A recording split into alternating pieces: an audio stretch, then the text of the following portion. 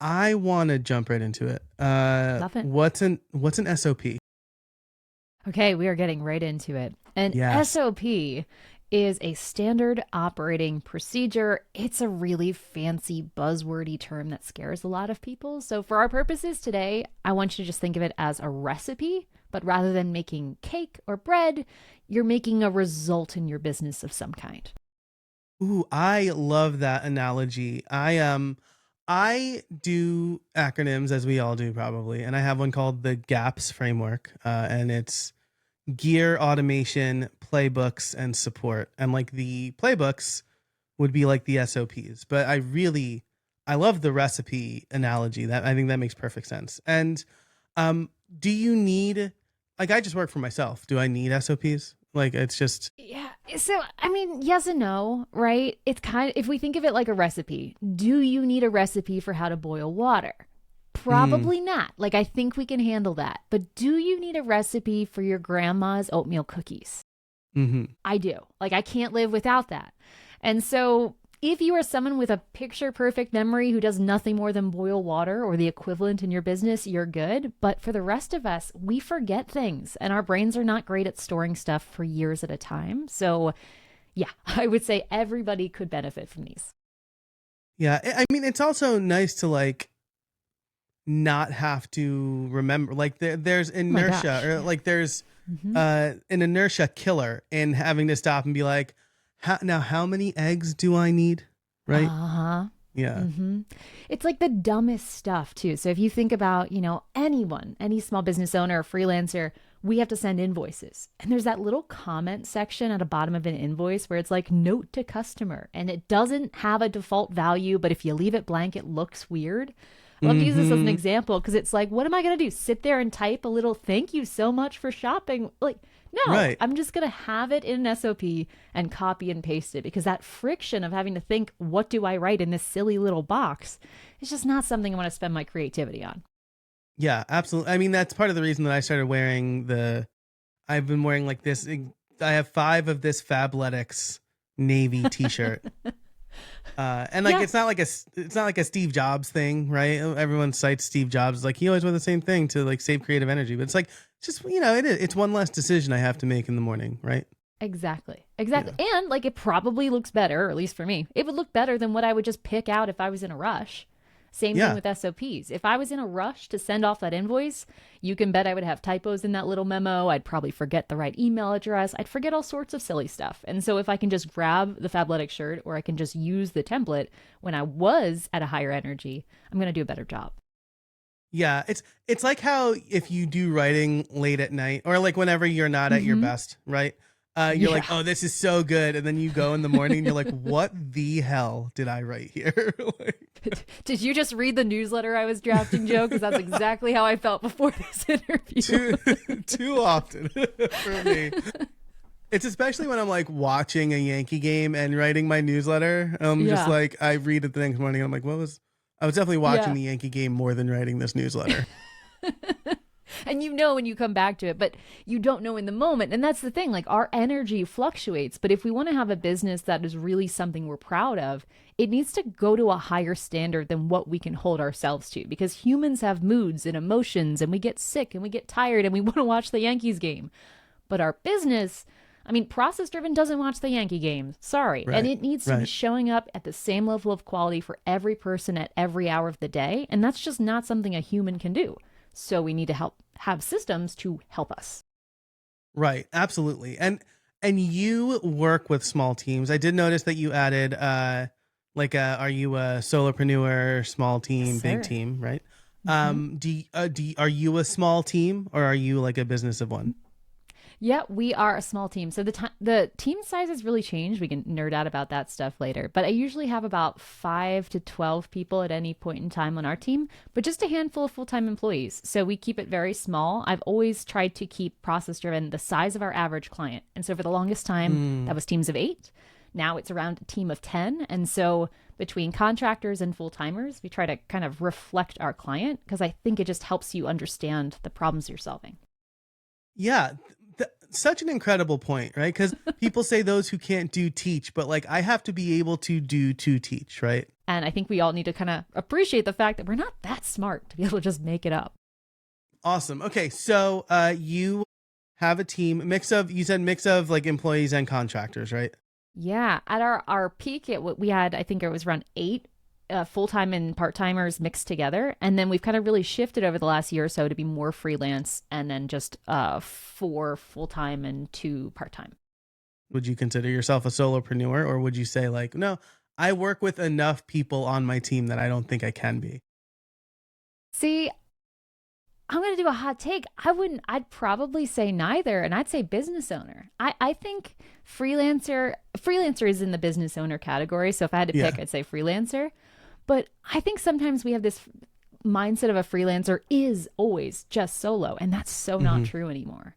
So I Yeah. think, there's a lot of, solopreneurship movement, but there's a real beauty in working with other people. And it doesn't really matter how that happens. So I would say freelancer. I feel like freelancer fell off for a while. Like that term just like went away for a little while. Maybe it's coming back, or maybe I'm trying to bring it back. I'm trying to make fetch happen.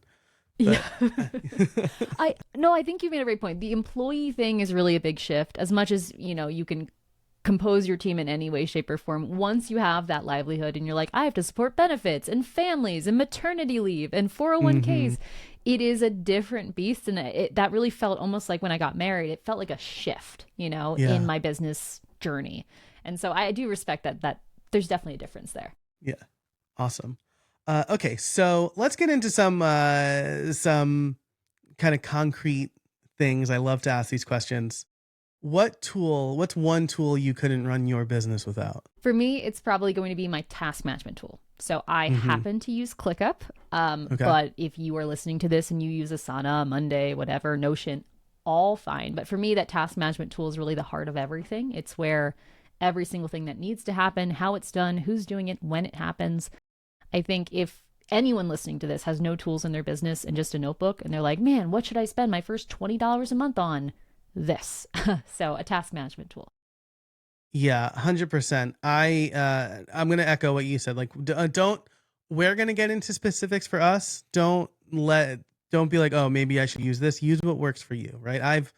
I've tried every personal task manager under the sun, right? I'm like, I'll try Things 3 because that's really pretty. And then, but like, Yeah. I'll try OmniFocus because that's really complicated. I always go back to Todoist because it has Zapier integration, right? Like actual good Zapier integration, not just email a task to your inbox Zapier integration. Yeah. And I'm coming from it from the team leader perspective, right? And so like managing employees and access, there's these different factors that I think sometimes if you just listen to a podcast, you're like, oh shit, well, darn it. Oh shoot. You need to make sure that you use Todoist because Joe uses Todoist, and that's not really the case here. So I love that disclaimer. Yeah, for sure. Do you have like a personal task manager that you use with your husband? Because I know I've tried like really complicated stuff with my wife, and now we just use reminders because we both have iPhones. Yeah. I had the good fortune of having my husband work in my business in different periods over evolution. So I was able to get him to sip the Kool-Aid of whatever the tool was at the time. Nice. So very fortunately, I'm able to use the same tool for everything. So we actually, as like a household, have basically the same thing that my business has. Like, here are the things that need to get done every month. Here's who's doing what, because there's that old adage, clarity is kindness. And I just think being really clear of who's in charge of renewing the vehicle registrations is just a better way to live than finger pointing. Not that I've ever done that. Yeah, absolutely. My wife, I've not gotten her to sip much Kool-Aid because she's a nurse and she doesn't need to live in these tools. Like, she already has complicated tools at work. But she has learned that like calendars are my love language. And so now she makes sure to put everything on the calendar. Oh my gosh, my husband now uses Google Calendar. That was a big one. And now his like D&D group even has their own Google Calendar. Like, he's evangelizing. And I think that's a good testament to a system if it's simple enough that, D&D groups are picking it up. Yes, for sure. I love that. Now this is a little bit inspired because I was looking at your homepage and I saw was it your why 99 this is why 99% of businesses can't run without the owner, which Mm. excellent intro, by the way, just like immediately drives the point home. But you have a bunch of tools like in the thumbnail. What are three apps on your phone like for your business? Like what are the three main apps you Ooh. need on your phone? Yeah. Three main apps on my phone. I have to look at my phone to make sure because I don't really use my phone that much. My task tool. Mm-hmm. Oh, our shared email tool. So this is one that I don't think gets a lot of talk, but as much as I love not using email, it's a necessary evil still. So we use a tool called Missive, which allows Nice. us to basically share email inboxes, and it is a huge game changer. And then the third one, I'm not going to count filming stuff on here. So the third one is actually Gather. Gather is, and this is a little bit more team based, but if you're in a community with other people, it's also cool. Gather is a virtual kind of world. Think like Farmville, Oh, but yeah, integrated with cool. Zoom. And so I use that for my team. And so we each have our own virtual office. Anytime we log into work, we log into this Gather place, including on your phone. And you can kind of walk around the office to talk to people. And it sounds really weird, but it's actually the best thing we've ever done for having our fully remote team kind of talk a lot more often. Yeah, I mean it adds like a level of buy-in, right? Because you're not just like kind of sterilely sending off a Slack message, right? Yeah, or Or whatever. scheduling a meeting for like a five Yeah, minute conversation that just feels right, so regimented. right. Yeah, absolutely. That's awesome. And then uh around the idea of idea capture, right? Mm. When you are struck with an idea, does it immediately go into ClickUp, or is there like something? Because like I have Notion for a lot of project management, but like Notion is terrible for quick capture. So like I'm Hmm. usually just putting it in Apple Notes. Hmm. Yeah. So I think this is one of maybe not the first system I have people work on usually, but it's definitely a huge relief. If you're someone who's an idea generation machine, which Joe, I know you are, I am, like anyone who creates content, you naturally are. There's that weird space where you're like, I have this thought, and if I have to store it in my brain, since I know I'll forget it, like grandma's cookie recipe, it needs to go somewhere. But if I put it in front of other people or I even declare it online, all of a sudden it feels like an obligation and it's just like too Mm-hmm. much. But if I just put it on a sticky note, it'll also disappear. So what I do is, yes, I put it directly into ClickUp, but I have kind of a separate area. Now, on the laziness factor, because you mentioned Notion's a bit hard to add things into, ClickUp, same kind of thing. I've created as many shortcuts as I can. So having things like a little form that's saved on the homepage of my phone where I can just open the form, type the idea in, submit, and it goes into ClickUp as naturally as possible. Those kinds of things really help. But it's purposely in the same spot, yet separate from where work actually happens. That's such a this is a really good thing to think about, I think, because like a wall of like 400 Apple Notes is just very overwhelming to a lot of people, myself included. And so like I have a weekly startup routine where like I'll go through and like process the ideas, sure, but I like this idea of like this is the reason I use Obsidian for like my personal knowledge management and Mm-hmm. then like Notion for actual work stuff, I think, because it's like Mm-hmm. if all of it was just there, I'd be like, oh, right. Oh, what is this idea I had 5 years ago? Maybe this is good. Yeah, I agree. I agree. And, I think there's something to be said for also acknowledging how your brain works. I Hmm. did a video on YouTube about, the best task management tool for your personality type. And the reason I did that video is because we would have conversations like this, and I would describe how I just dump everything in and I sort it later. But other people, like yourself, they'll put it in one spot, they'll process it all at once, and then they'll put it into their tool. And neither way is wrong. But if you're someone who likes bullet journaling and you like the ritual of rewriting things each day, guess what? You're going to love, Joe, what you described, the process of separating input Hmm. from actually reviewing. If you're someone like me who hates bullet journaling with a passion, I could never get into it, well, then you probably like this other approach. But they're all right. They're just different ways of processing information. Yeah, yeah, and understanding how your brain works is just like a really that. Do you have advice for that? Because I think like it's really easy to hear, whoever Alex Mm-hmm. Hormozy be like, just hustle, Mm-hmm. right? Just like Yeah, work bro. weekends, yeah, bro, work weekends, like make $100 million in books Success or is whatever. lonely. That yeah, right, yeah, exactly. Gosh. But like I'm like I can't do that, right? I Yeah. even if I didn't have kids, I wouldn't do that. I care too much about my family, weirdly enough. So like, right. So like people hearing us talk might be like, I don't know how my, like, I haven't noticed how my brain works. The Yeah. least charitable way to put it, I think. But I, I haven't deeply considered the best way to work, understanding how my brain works, maybe is the way to put it. Yeah. I would say the first thing is like knowing this, hearing this conversation alone is probably going to be an unlock for some people that there are multiple ways that are all right. And that's step one. I think step two, I would say, is start paying attention to who you follow, their, dare I say, brain wiring, right? We Yeah. talked here about bullet journaling, right? I hate bullet journaling. If you hate bullet journaling, you might identify with some of the other things I do like. If you love bullet journaling, that's a red flag that some of the things I like, you probably won't. I think it's very easy in the influencer age to be like, well, Hormozy uses school, so I need to use school. Right. And we have to remember the way he or she are wired. If we start paying attention to these subtleties of how, Joe's very aware of how Joe's brain works. Let me hear how he talks about things. The things I find in common is probably a good indicator that I can follow what works for Joe, and it'll probably work for me as well. Yeah. Super good. I'm going to recommend the Cortex podcast. Have you listened to that? Mm-mm. It's real good. It's CGP Grey, who makes like the informational kind of stick figure videos on YouTube, and Mike Hurley from the Relay Network. And hearing how CGP Grey's brain works is just like, it is a little scary, and also like like it was like eye opening to me, because it's like my brain doesn't work like this, but I can see kind of shades of it. Like he has focus modes for like every moment of the day. He time tracks literally everything he does. And it's just like, yeah, like hearing how his brain, like hearing that is probably a good like barometer for like where you're at on the scale between like not productive at all and like hyper document everything like him. So I would recommend that. Just like pick a random episode from like the last year and you'll get it. I love that show though.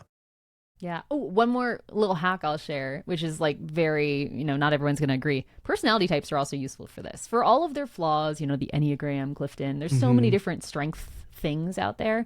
Most of them are baloney. But if you buy into any of them, you know what your type happens to be. A hack that a friend of mine turned me on to is going to the author's about page. Oftentimes on people's websites, they will publish like, oh, I'm an INTJ, I'm an introvert, like all these other things. You can then kind of use that as a shorthand sometimes for at least how people think that they work or think that they think. And that can also be a helpful barometer. Yeah. I can never remember the exact letters for my Myers-Briggs. I know that in relation to Harry Potter characters, I'm Professor McGonagall. So I always look up McGonagall Myers-Briggs and I'm like, oh, ENTJ maybe? Definitely extrovert for sure. I believe that. Yeah. Right. Yeah. That one's not a shock to most people. No. Okay. So I've been asking this question for the last few episodes, and I've gotten a really good kind of like not pushback, but not the expected answer or whatever. It's like the spirit of the answer. So it is, the exact wording is, walk me through your most productive day. And I'm curious to see how you would answer that. Okay. Walk me through your most productive day.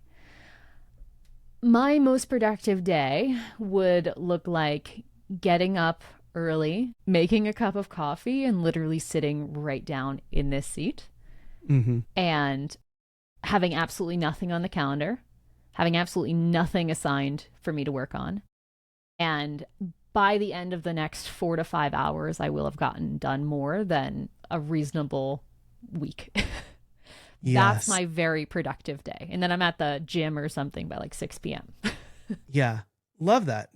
I like a lot of what you said there, because it's like you recognize the things that need to happen for you to have that day.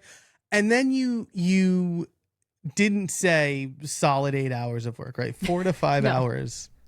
I think that's the best we can expect, hours. Right? Yeah. And then I do like, just generally, I do like a 2-hour lunch every day. I don't do like full siesta, but I pretty much do nothing for 2 hours in the middle of every day. And then I work a little bit later to like 6, because I would rather just have that really long break. I like that. Now, are there days where you like ensure you don't have meetings on your calendar, or like, is it, yeah. So like, how does that work for you? I didn't always have this luxury. I will say Hmm. that. I think this is Yeah. something that maybe I could have done earlier on, but I certainly didn't when it was just myself for those first few years. It was anytime a client wanted to book a consult call, like I'm there because need to make that money, need to pay that rent, that's how it Yeah. goes. But these days I block off 2 days a week for no meetings, always. And then I have 2 other days that only get booked for certain things. So like today is podcasts. So if I have a Nice. podcast, like a wonderful one with someone named Joe, then I will be here. But otherwise, I have no meetings on Wednesdays. And Fridays, I have no meetings unless I have like coffee chats or masterminds, that kind of stuff I tend to do on Fridays. But again, often not. So I'm pretty Nice. bad when it comes to meetings, just 1 to 2 days a week usually. Same here. I last year when we didn't do summer camp, we didn't do summer camp again this year, but I thought, all right, well, since there's going to be at least 2 weekdays where I'm not working, the rest of my weekdays need to be available for people who want to meet with me. Mm-hmm. And that Mm-hmm. led to just like such an unproductive summer. And Yeah. so this year I was like, 1 day a week. If it Mm-hmm. doesn't, if it does, and unless people want to like pay for a coaching call, right? Yeah. Then it's like a couple of extra days, but Right. 1 day a week is my only meeting day. And that was really important because I knew that Tuesdays I'd be like in a blender and have a lot of meetings, but other than that, I knew like the other days I was working, I could actually get work done. Yeah, and that's such a huge unlock. Like I didn't start I do meeting Mondays. So I do all Hmm. of my meetings back to back on Mondays, the ones that I do have to have with contractors or team or whatever, and just marathon. Done. I don't Yeah, get anything done on Mondays, so that's fine. yeah, But then Tuesdays, it took me a long time to realize I just need to block off Tuesdays for filming, for YouTube, for me. Highest energy day, just do the content work. And I swear it took me 3, 4 years to realize that's a really important thing to do. And if I had just done those two things in year one, I can't even imagine how much easier my life would have been following the advice that you're sharing here. yeah. Well, and it could be hard to see it, right? I mean, did you come from Yeah, like so a hard. gainful employment into Mm-hmm. your right? And so there's like no rules to meetings when you're full time employed, right? When Oh, yeah. I when went I from full time worked, employed to, I mean, coming from a background of parents who are business owners, but like the small business owner type that worked 7 days a week. And so in hmm, my mind, working 5 days was already a luxury. yeah, I had the wrong mindset. yeah, but it's like we're constantly told, right? I mean, like there's like a mindset journal that's like, here's how you stay productive every Sunday, and I'm like, duh, I'm out. Yeah. Nope. Nope, absolutely not. I mean, like, if I'm feeling motivated, I'll write my newsletter on a Sunday or whatever, but like, no every Sunday, right? Like if Sundays for family for me. Mm-hmm. And so like that's really important. When I was at the University of Scranton, we had a no meeting Friday rule, and it was Mm. the loosest of rules because I had meetings on Fridays. Oh, gosh, So, that's the yeah. worst. Yeah, I I think know. separating Yeah. that like work ethic. We're both from Pennsylvania, so like the that East Coast work ethic was very much ingrained into my brain of just you Mhm. have to work hard to get somewhere, and that's partially true. Sorry, yeah, Hermosi's slightly right, but also not nearly as hard as what I thought I had to be. You know what I mean? Boundaries. Right. I mean, there's a reason that Hormozy just made $100 million in a book launch, right?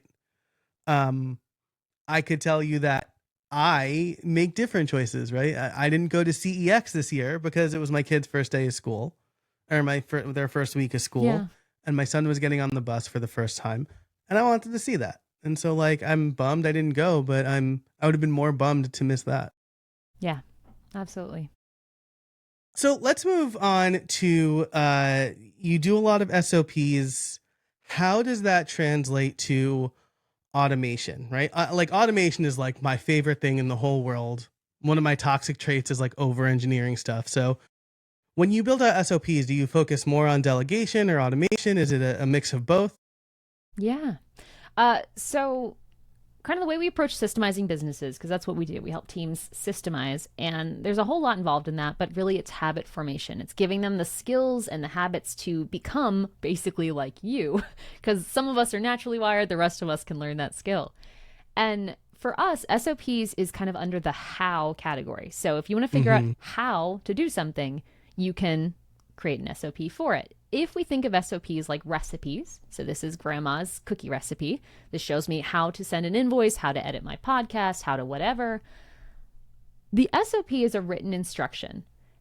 If you want to automate, the thing you will need to do, whether you're giving it to a human to do or to a robot, is to have that written instruction. Because if I'm going to go into Zapier, or if I'm going to go with Make, or if I'm going to start hodgepodging together different things, I'm going to need to know exactly what needs to happen, in what order, and exactly what that memo should say on my invoice, for example. And so I like to use SOPs as the first step, because an SOP is like a dumb automation. Yeah. It's something you can give to a human or yourself and say, hey, if it's not perfect, use your little human brain and fill in the gaps. Well, if we were to give an imperfect SOP to a robot, to an automation, well, they're not going to use their robot brain. They don't have one. They're just going to do exactly what you say, even if it's incorrect. So I like to think of automation as almost the step 2 after having some kind of written recipe. Yeah. Perfect. I think this is like part of the reason why I'm wired that way, right? I have a master's in software engineering. I wrote code for a very long time. And we would always say, like, you know, a student or a fellow classmate of mine would say, oh, the program did it wrong. And we would always say, program does exactly what you tell it to do. Mm-hmm. So there's a flaw in what you've told it to do. And exactly. The same thing with automation. I always tell people, are the inputs clear? Are the outputs clear? Like, is what you put into it always going to be the same? Is what you get out of it very obvious? It could probably be automated. Yeah, exactly. And when we think of recipes or SOPs, I like to go with the baking metaphor. Yeah. If you have a recipe, it gives you the ingredients list. That's your inputs. And it also usually, in a recipe site, besides all the spammy ads, you'll see the picture of the cake. You can be like, oh, this is what it's supposed to look like. Yeah. So you've got your inputs and your outputs, and that's why the recipe can make sense, and arguably AI is going to be coming for recipe websites. But when it comes to our business, those inputs and outputs are imaginary. And so if we just ignore those, we don't even know where we're ending, where we're starting, we just start playing around with Zapier and say, what could I automate in my business?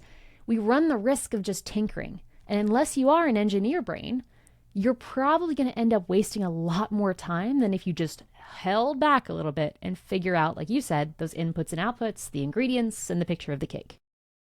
Yeah. Imagine it's like, I've been playing Hogwarts Legacy. I don't know why Harry Potter's, that must be why Harry Potter's on my brain so much, but Hogwarts Legacy, super fun video game. It's an open world, right? It's like a big open world game. And so I think probably like you just running around doing stuff is tinkering. But if you're really keen on the story, you need to follow the mission breadcrumbs or read the cheat code guide, right? I used to have a magazine with that, and that's probably just on the internet now. It's just like YouTube videos will show you exactly what to do. But if you don't want to tinker, if you don't want to kill time wandering around the world, then you need those instructions, those step-by-step instructions first. Right. And it's so much faster to kind of, it sounds weird, but it's faster to go slower long term. Unless you are that weird 1% that can just jump through all the hoops, which even I do a lot of automation stuff. I wouldn't do it. You just learn so much by writing it down, and it doesn't have to take long. 5 minutes, 10 minutes of saying, here are the things that happen. Here's what the text should say, before you start going into all the little bits and bobs and all the different apps and tabs.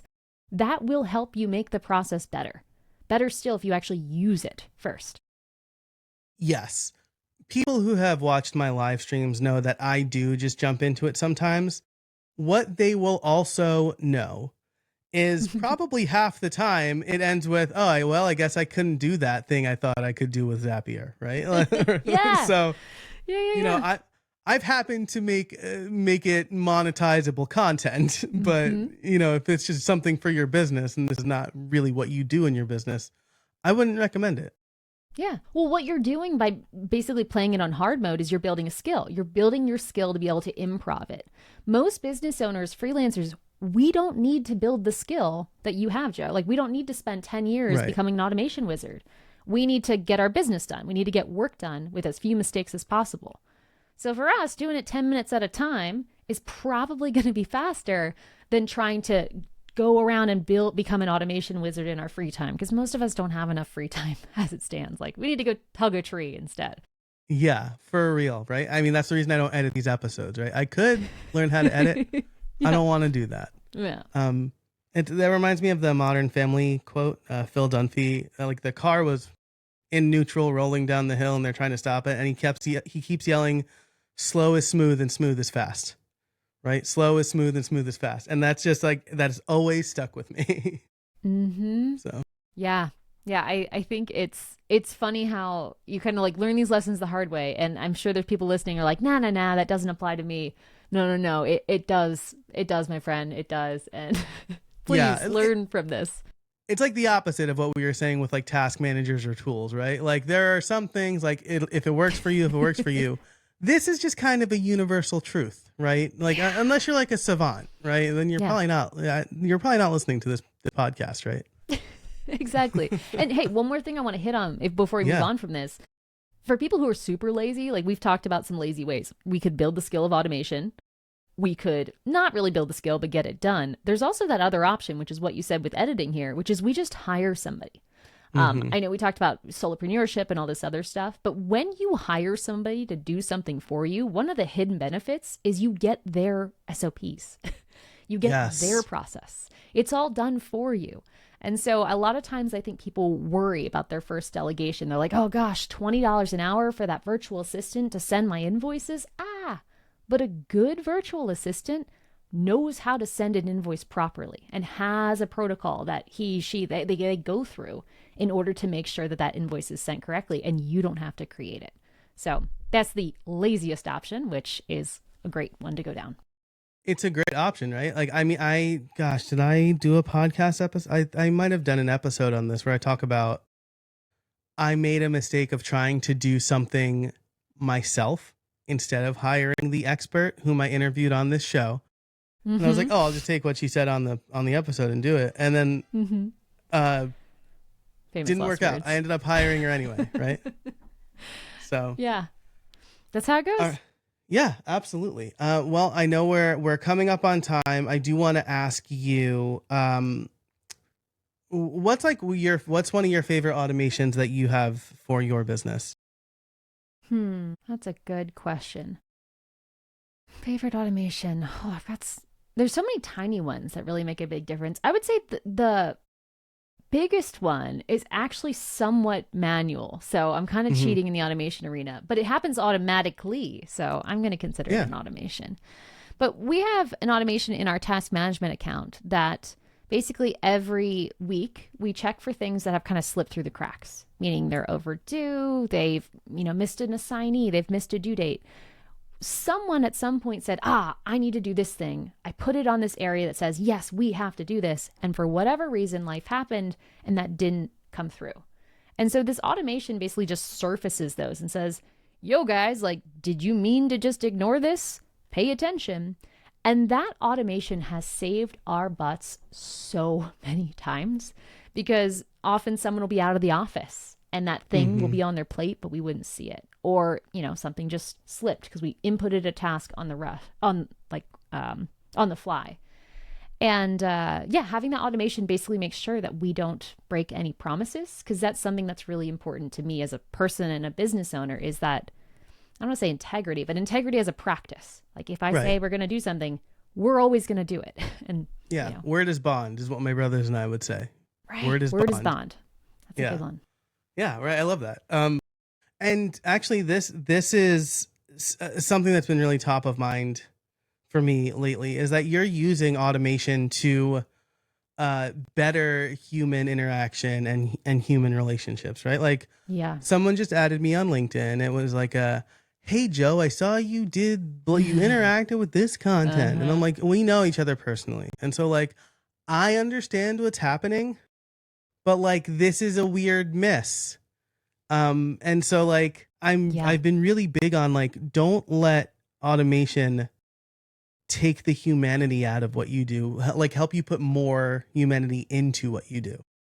Yeah. One of our values is make work human. And I think that's where this comes into it. Actually, Now I have another automation example. What I was doing, we took a brief break here and I opened my email and I saw one of these alerts. One of the automations I've set up recently is every time we have a new client join, because we have courses, so we don't necessarily get to meet them. I have a Zap set up that looks at that person's information and then sends me an email summarizing, like, here's who this person is, here's their business, here's their website. And it's just so cool to get this like detailed, basically email to myself every time someone joins, where I can kind of get to know someone asynchronously, which is the same thing. It's making it more human in a scale that you just wouldn't be able to do by going in and checking your, Kajabi account every single hour. That wouldn't be sustainable. Yeah, absolutely. So now let me ask you, gosh, I'm really sorry if you already said this, but is that based on a form that they filled out, or are you using everybody take a drink for the 2025 drinking game? Do you use AI? Okay, so here's one of my soapboxes, Joe. I hate forms. I hate them. I hate them. I hate them. I hate surveys. I hate forms. I hate asking people anything because, and I think this is like introversion coming out, I'd rather observe. And so a lot of the things that you're seeing in this particular one is based on information that we've passively absorbed, like their email address and then looking up their domain. And yes, AI will then pull their domain and just get me a summary of their website. But I don't like asking people to tell me things if I can observe it instead. Yeah. Because I think our self-assessments are not always as accurate as our behaviors. Right. I'm really good at multitasking is something a lot of people say. Like 100% of people who have said that have lied about, or not lied, or were wrong about that, right? Yeah. None of us Or are good at visual multitasking. thinking. Yeah, right. Yeah. So like, I think that's really smart.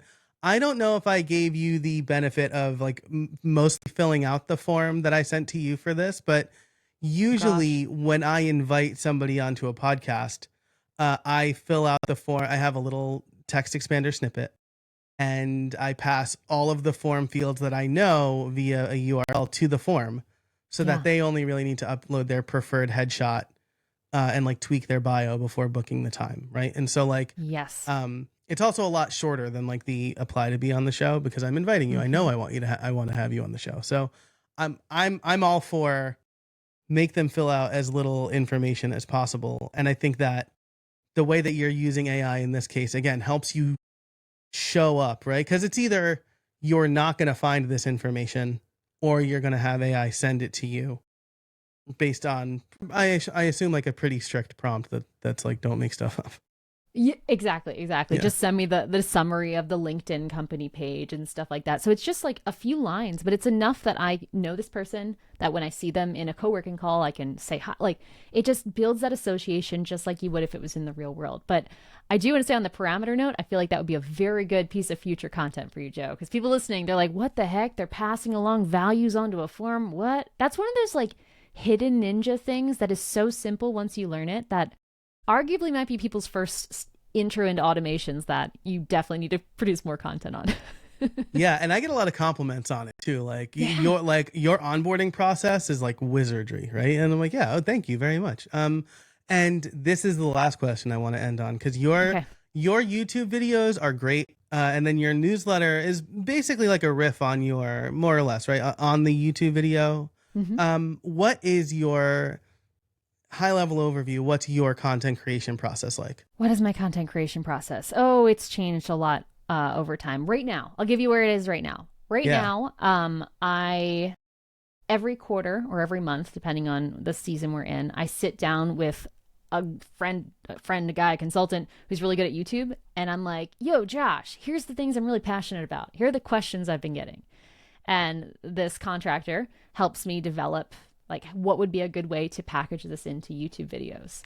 And normally the conversation, which is about an hour, ends up with a bunch of question marks and like way too many pieces of content for what we could actually produce in a quarter, because we do about 3 to 4 videos a month. So what I will do from there is post a ridiculous amount of polls. And I know I just said I don't like surveys, but I do like polls. And so I will take all of the video ideas, the questions, the topics, and I'll put them on our YouTube community tab or LinkedIn or both and ask people. So like today, I posted online being like, well, what's the bigger problem for your team? Getting team buy-in or knowing how to systemize? Things like that to help me pick which categories of topics to work on. Usually there's a clear winner. And then from there, we kind of schedule out. We usually have about 13 videos in the pipeline at any time, which is about a quarter. And we have kind of this set flow for how a video gets scheduled, the stuff that goes into it. And most importantly, I'm not in charge of that flow. That is the biggest unlock for me. Yes. As a creator, I have a project manager and her whole job is to yell at me. I hired somebody, I pay her full time to yell at me, amongst other things that she does. That's incredible. Yeah. And she manages that whole pipeline, all the freelancers and myself, who is the worst contributor to that pipeline. And I just try to make sure we're always at least 3 videos to 5 videos ahead in that queue. And then from there, like you said, we repurpose. So things go into newsletters, things go into shorts and other stuff, but a lot of that is team led, which is nice. So the newsletters are actually drafted by my team member, and then I rewrite them to tell a personal story or something like that. So it's as hands off as possible, because I find that that's what makes the content actually feel real, is if I'm not thinking about, is the grammar right? And is the spelling right? And, oh my God, I need to get it done by Wednesday. I can just be like, oh, here's the story behind the scenes of this video. Yeah, great. Really great takeaways here. Like you talk to a YouTube expert, right? Because this is like, my flow is basically, oh, I should make a video about this. And then like, I spend too much time on the packaging and I know it's not very good. Terrible packaging. Yeah. Just like, I hate making thumbnails. I made one where like my hand, I had 2 different pictures of me and I used the hand from one and I'm just like, what have I become? Yeah. Like, and I did that for years. Like I was in the same boat. Yeah. It's hard. It's hard to be good at all of it. Right. And I would say like part of it is like, you probably do have to do the process a little bit to understand it and delegate it out. But exactly. I would you have say to know like what good is. Right. Yes. And like delegate sooner rather than later, because like there's a lot of inertia to making 2 thumbnails that you're going to A/B test on YouTube, or a lot of effort rather. It's too much work, and I don't think I'm good at it, and I don't particularly like it. And the ones that I always think are going to do well, don't. So like, I don't know. Yeah. Dude, I feel like my favorite question to ask YouTubers is like, what's the video that you're so proud of that did terribly? Because we always have them. It's never aligned. And I think just separating that and really putting somebody in charge of putting the bow on things gave me so much freedom to just focus on the content. But, the first 6 years, I did all of it. So, or almost all of it. So I think it's a very normal spot to be in. And one other thing I didn't say, but you're an AI automation nerd that I want to mention, is the other source of ideas that I bring to that YouTube dude that helps with packaging is from my audience.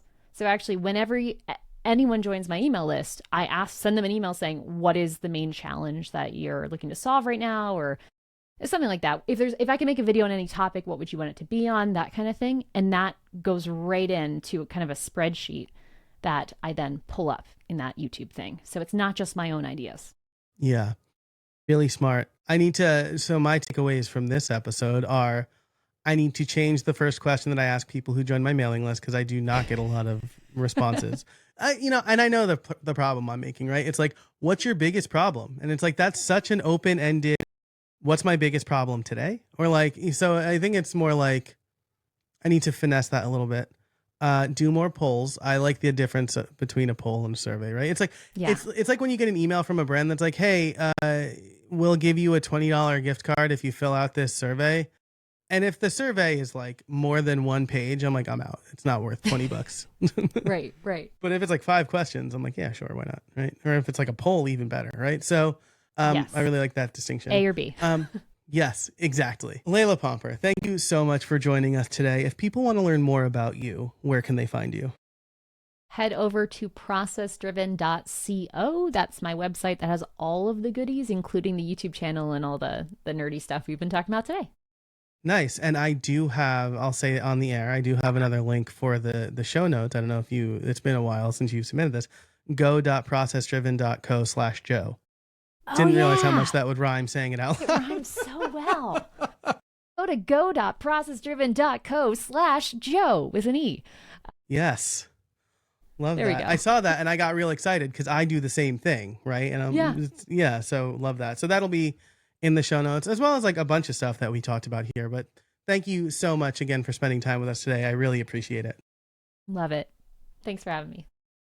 And thank you for listening as always. Until next time, I hope you find some space in your week.